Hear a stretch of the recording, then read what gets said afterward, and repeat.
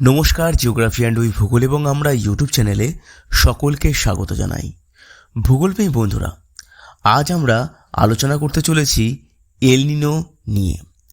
এল নিনো কী, এর উৎপত্তির কারণই বা কী, এর প্রভাব ভারতে পড়ে কি না, এই সমস্ত কিছু নিয়ে আজ আমরা আলোচনা করব।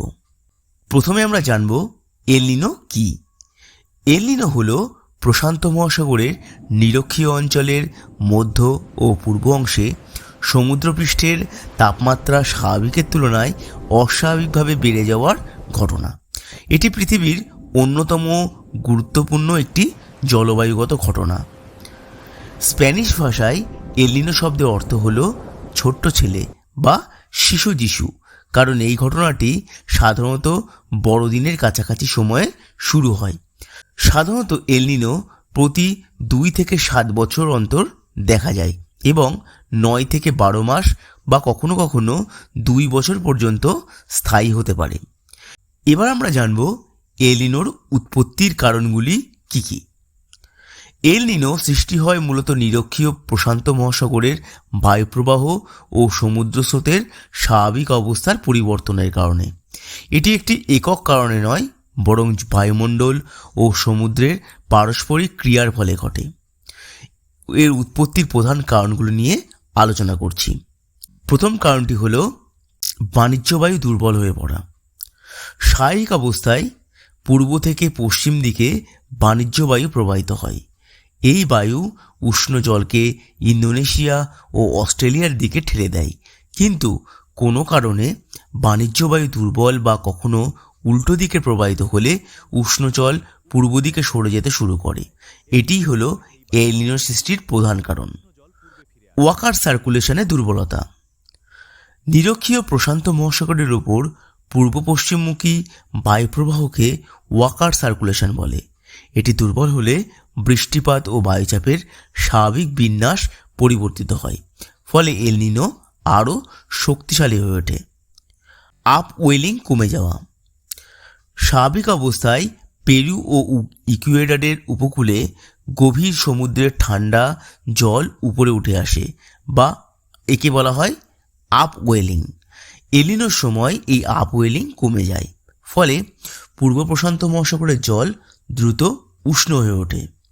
উষ্ণ জলের পূর্ব দিকে সরে যাওয়া। পশ্চিম প্রশান্ত মহাসাগরে জমে থাকা উষ্ণ জল পূর্ব দিকে ছড়িয়ে পড়ে। এর ফলে মধ্য ও পূর্ব প্রশান্ত মহাসাগরের সমুদ্রপৃষ্ঠের তাপমাত্রা স্বাভাবিকের চেয়ে বেড়ে যায়। নাজকা পাতের অধোগমন। চিলি ও পেরু উপকূল বরাবর নাজকা মহাসাগরীয় পাতটি দক্ষিণ আমেরিকা মহাদেশীয় পাতের নিচে প্রবেশ করার ফলে ভূঅভ্যন্তরস্থ উত্তপ্ত ম্যাগমা সমুদ্র তলদেশে লাভা রূপে সঞ্চিত হয়ে সমুদ্র জল উষ্ণ করে। এল নিনো এর ফলেও উৎপত্তি লাভ করে। পরবর্তী কারণটি হল দক্ষিণী দোলন। তাহিতি ও ডারউইন এই দুই পর্যবেক্ষণ কেন্দ্রের মধ্যে বায়ুচাপের পার্থক্য কমে যায় বা কখনো উল্টে যায়।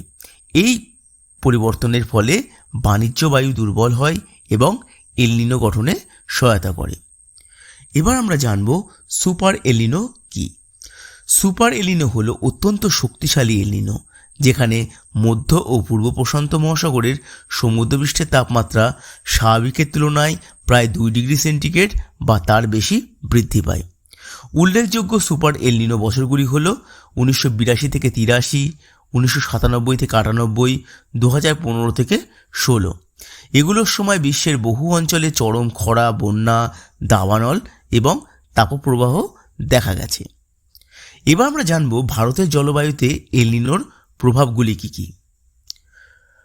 মৌসুমি বৃষ্টিপাত কমে যায়। এল নিনোর সময় দক্ষিণ পশ্চিম মৌসুমি বায়ু দুর্বল হয়। ভারতে স্বাভাবিকের তুলনায় কম বৃষ্টি হতে পারে। অনেক বছরই খরার পরিস্থিতি তৈরি হয়। তাপমাত্রা বৃদ্ধি। গ্রীষ্মকালে তাপপ্রবাহ বেড়ে যায়। সর্বোচ্চ তাপমাত্রা স্বাভাবিকের চেয়ে বেশি হতে পারে। কৃষিতে ক্ষতি।